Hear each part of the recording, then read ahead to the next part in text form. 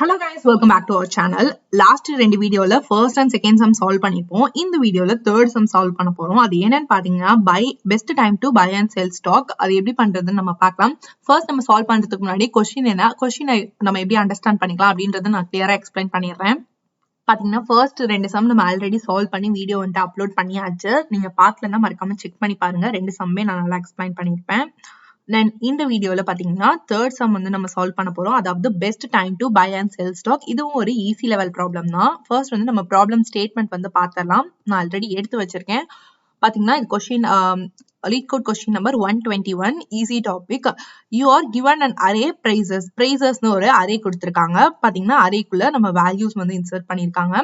arrays வந்து index position 0ல இருந்து start ஆகும். a list of value stored in a square bracketனா அதை வந்து array அப்படின்னு சொல்லுவோம். where prices of I, அதாவது prices of I னா ஒரு priceமே is given in a stock of ith day.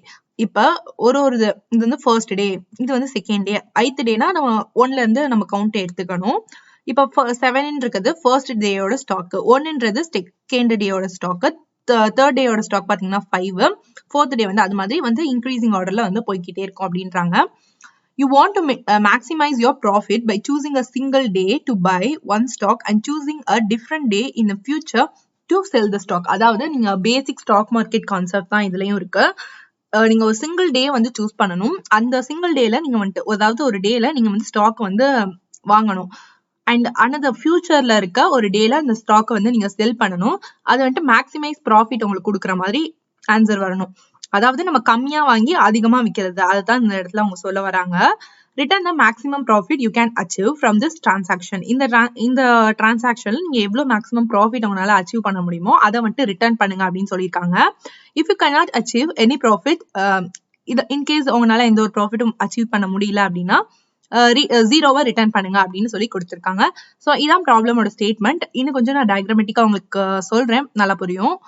இப்ப பாத்தீங்கன்னா இங்க இருக்கிறது பிரைஸ் அப்படின்னு வச்சுக்கோங்க, இங்க இருக்கிறது நம்பர் ஆஃப் டேஸ். இப்ப ஃபர்ஸ்ட் டேல ஸ்டாக்கோட பிரைஸ் பாத்தீங்கன்னா 7 அப்படி இருக்கு, செகண்ட் டேல 1க்கு இருக்கு, தேர்ட் டேல பாத்தீங்கன்னா 5, ஃபோர்த் டேல 3 இருக்கு, ஃபிஃப்த் டேல 6 இருக்கு, அண்ட் சிக்ஸ்த் டேல பாத்தீங்கன்னா 4 இருக்கு. சோ இது மாதிரி வந்து கொடுத்திருக்காங்க. இது வந்து நம்ம பாயிண்ட் பண்ணி வச்சுக்கலாம். கொஞ்சம் கிராஃபிக்கலா நீங்க பாத்தீங்கன்னா உங்களுக்கு இன்னுமே கொஞ்சம் நல்லா புரியும். இப்ப பாத்தீங்கன்னா நம்ம வந்துட்டு நம்ம பேசிக் கான்செப்ட் என்ன, கம்மியா வாங்கி அதிகமா வைக்கணும். நம்ம நார்மலா அதை பார்த்த உடனே சொல்லிடுவோம் நம்ம இங்கதான் கம்மியா இருக்கு, சோ இந்த இடத்துல வாங்கிட்டு இதுக்கு ஃபியூச்சர்ல எது அதிகமா இருக்குன்னு நம்ம பார்க்கணும். சோ இந்த இடத்துல நம்ம வந்து செல் பண்ணா நம்மளுக்கு மேக்ஸிமம் ப்ராஃபிட் வந்து கிடைக்கும். நம்ம மேனுவலா பார்த்தோம்னா இங்க வந்துட்டு ஒன் ருபீஸ்க்கு நம்ம வாங்கிட்டு இங்க பாத்தீங்கன்னா 6 ருபீஸ்க்கு நம்ம செல் பண்றோம். அப்ப நம்மளுக்கு ப்ராஃபிட் எவ்வளவுன்னு பாத்தீங்கன்னா 6 - 1 that is equal to 5. 5 தான் நம்மளுக்கு வந்து கிடைக்க போற ப்ராஃபிட். இதை எப்படி நம்ம கோடிங் மூலமா இப்ப சால்வ் பண்ணலாம் அப்படின்றத நம்ம பாத்திரலாம். இதை நம்ம சால்வ் பண்றதுக்கு 2 பாயிண்டர் அப்ரோச் வந்து யூஸ் பண்ணலாம். 2 பாயிண்டர்னு ஒன்னும் இல்ல, ரெண்டு பாயிண்டர் வச்சு நம்ம செக் பண்ணுவோம். ஃபர்ஸ்ட் வந்து நம்மளுடைய left pointer and right pointer வச்சுக்கலாம். லெஃப்ட் பாயிண்டர் நான் 1ல வைக்கிறேன் அண்ட் ரைட் பாயிண்டர் வந்து டே 2ல வைக்கிறேன். இப்ப பாத்தீங்கன்னா ஃபர்ஸ்ட் வந்து நம்ம 7 ருபீஸ்க்கு வாங்கிட்டு யாராச்சும் 2 ருபீஸ்க்கு செல் பண்ணுவாங்களா, அப்ப நம்மளுக்கு லாஸ் தான் இருக்கு. அதனால தான் அந்த ஒரு ஆரஞ்சு கலர்ல வந்து நான் டினோட் பண்ணிருக்கேன். அது லாஸ் வந்து நம்ம குறிக்கும், இதே கிரீன் வந்துட்டு ப்ராஃபிட்டை குறிக்குது. பாத்தீங்கன்னா 7 ருபீஸ்க்கு வாங்கிட்டு யாருமே 2 ருபீஸ்க்கு செல் பண்ண மாட்டாங்க. அது ப்ராஃபிட்டா இருக்காது, கண்டிப்பா லாஸா தான் இருக்கும். சோ அதனால நான் பாயிண்டரை வந்து ஷிஃப்ட் பண்றேன்.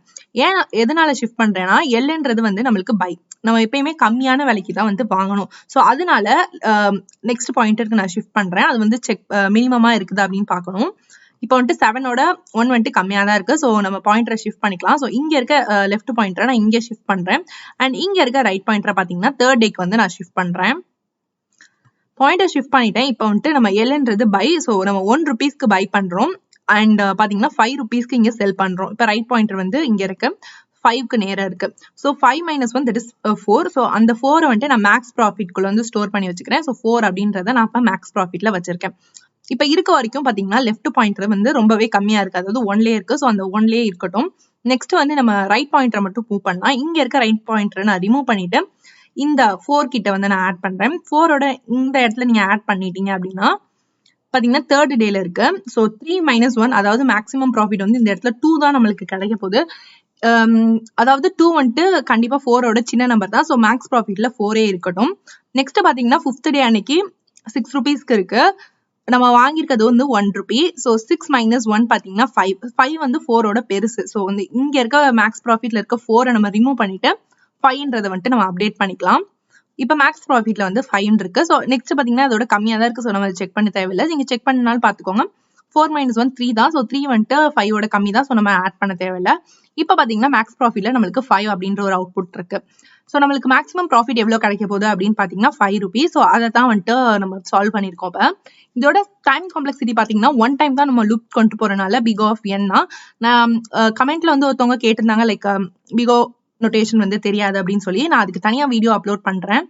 இதோட டைம் காம்ப்ளெக்சிட்டி பாத்தீங்கன்னா 1 டைம் தான் நம்ம லூப் ஆக போறோம். ஸோ அதனால we go of n வருது. ஸ்பேஸ் காம்ப்ளெக்சிட்டி நம்ம எந்த ஒரு எக்ஸ்ட்ரா ஸ்பேஸும் யூஸ் பண்ணல, கான்ஸ்டன்ட் ஸ்பேஸ் தான் யூஸ் பண்றோம். அதனால big of 1 கான்ஸ்டன்ட் ஸ்பேஸ் தான் யூஸ் பண்றோம். ஸோ அதை வந்து நம்ம கோடிங் மூலமா எப்படி சால்வ் பண்றதுன்னு நம்ம பார்த்துடலாம்.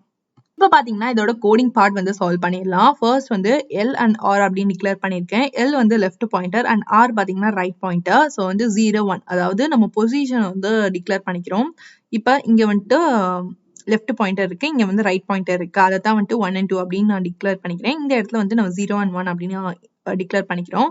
மேக்ஸிமம் ப்ராஃபிட் ஈக்குவல் டு 0, அதாவது மேக்ஸிமம் ப்ராஃபிட் வந்து கரண்டா வந்து 0 அப்படின்னு இனிஷியலைஸ் பண்ணிக்கிறேன் ஸ்டார்டிங்ல. while or less than length of prices, அதாவது ரைட் பாயிண்டர் வந்து நம்ம லென்த் ஆஃப் பிரைசஸ்னா கடைசி இருக்க இந்த வேல்யூ வரைக்கும் வந்து அர்த்தம். ஸோ இதை தாண்டி போயிடக்கூடாது அப்படின்றதுக்காக ஒரு while கண்டிஷனுக்குள்ள கொடுத்துருக்கேன். while ரைட் பாயிண்டர் வந்து எப்பயுமே லென்த்தோட கம்மியா இருக்கணும் அப்படின்றத கொடுத்துட்டு அதுக்குள்ளதான் நான் கண்டிஷன் வந்து கொடுக்க போறேன். இஃப் கண்டிஷன்ல if prices of L is less then, அதாவது லெஃப்ட் பாயிண்டரோட பிரைஸ் வந்து கம்மியா இருந்துச்சு ரைட்டை கம்பேர் பண்ணும்போது அப்படின்னா நம்ம ப்ராஃபிட் வந்து கண்டுபிடிக்கலாம். இஃப் அதை தான் வந்து கொடுத்துருக்கேன். If prices of L is less then prices of R அப்படின்னா நம்ம ப்ராஃபிட் கண்டுபிடிப்போம். ப்ராஃபிட் கண்டுபிடிக்க நமக்கு ஆல்ரெடி ஃபார்முலா தெரியும். நம்ம வந்துட்டு லெஃப்ட்ன்றத பை, ஆர்ன்றது செல் அப்படின்னு வச்சிருக்கோம். ஸோ வந்துட்டு selling price minus buying price தான் வந்துட்டு ப்ராஃபிட் அப்படின்னு வரும். ஸோ அதனால பார்த்தீங்கன்னா prices of R minus prices of L அப்படின்னு கொடுத்துருக்கேன். ஸோ அது வந்துட்டு ப்ராஃபிட்ல வந்துட்டு போய்க்கும்.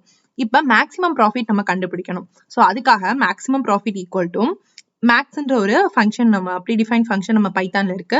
ஸோ அதனால மேக்ஸ் ஆஃப் ப்ராஃபிட், அதாவது கரண்ட் ப்ராஃபிட்டையும் மேக்ஸிமம் இருக்க ப்ராஃபிட்டையும் கம்பேர் பண்ணி அதுல எது மேக்ஸிமமா இருக்கோ அதை வந்து மேக்ஸ் ப்ராஃபிட்ல வந்து நம்ம ஸ்டோர் பண்றோம். தென் பாத்தீங்கன்னா எல்ஸ் பார்ட்ல என்ன கொடுத்துருக்கோம்னா L equal to R. In case நம்மளுக்கு அது ப்ராஃபிட்டபிளா இல்லை அப்படின்னா நம்ம பாயிண்டர் வந்து ஷிஃப்ட் பண்ணுவோம்ல, ஸோ அதுக்காக தான் இந்த லைன் கொடுத்துருக்கோம். ஆர் பிளஸ் ஈக்குவல் டு 1 அப்படின்னு கொடுத்துருக்காங்க. அதோட மீனிங் பாத்தீங்கன்னா இப்ப நம்ம எல்ல வந்து இங்க கரெக்டா வந்து ஃபிக்ஸ் பண்ணிட்டோம். எல்ன்றது இங்க இருக்கு. இப்ப இங்க இருக்க ஆரோட நம்ம கம்பேர் பண்ணி மேக்ஸ் ப்ராஃபிட்ல ஸ்டோர் பண்ணிட்டோம். நெக்ஸ்ட் வந்து நம்ம ஆரை வந்து ஷிஃப்ட் பண்றோம்ல, அதுக்காக தான் அந்த ஒரு லைன் கொடுத்துருக்கேன். ஸோ பாத்தீங்கன்னா ஆர் பிளஸ் ஈக்குவல் டு 1 ஒன்னொன்னா வந்து அது வந்துட்டு இன்க்ரீஸ் ஆகும் அப்படின்றதுக்காக ஆர் பிளஸ் ஈக்குவல் டு 1 கொடுத்துருக்கேன். தென் while லூப்புக்கு வெளியில ரிட்டர்ன் மேக்ஸிமம் ப்ராஃபிட் அப்படின்றத கொடுத்துருக்கேன். அதாவது மேக்ஸிமம் ப்ராஃபிட் தான் நம்மளுக்கு லாஸ்டா வந்து ரிட்டர்ன் ஆகும். ஸோ இந்த கோட் வந்துட்டு ஒன் டைம் ரன் பண்ணி பார்க்குறேன். எந்த ஒரு எரருமே இல்லாம தான் வரும். ஸோ டெஸ்ட் கேஸ் எல்லாமே பாஸ் ஆனதுக்கப்புறம் நீங்கள் வந்து கோட் சப்மிட் பண்ணிக்கோங்க. இன்கேஸ் இந்த கோடிங் வந்துட்டு உங்களுக்கு குழப்புற மாதிரி புரியாத மாதிரி இருந்துச்சுன்னா இந்த கோடிங் அப்படியே காப்பி பேஸ்ட் பண்ணி நீங்கள் வந்து ChatGPT கேளுங்க. லைன் பை லைன் எக்ஸ்பிளனேஷன் அது கண்டிப்பாக உங்களுக்கு கொடுக்கும். ஸோ அந்த எக்ஸ்பிளனேஷன் புரியுதா அப்படின்றதையும் செக் பண்ணி பாருங்க. பட் இதுதான் இந்த கொஸ்டின் வந்து சால்வ் பண்ணுறதுக்கான ஆப்டிமல் அப்ரோச். இந்த கொஸ்டின் ட்ரை பண்ணி பாருங்க, ரொம்பவே சிம்பிளாக தான் இருக்கும். ஸோ ஏதாவது டவுட் இருந்துச்சுன்னா கமெண்ட்ல கேளுங்க. நெக்ஸ்ட் வீடியோவில் பார்க்கலாம். until then bye from me.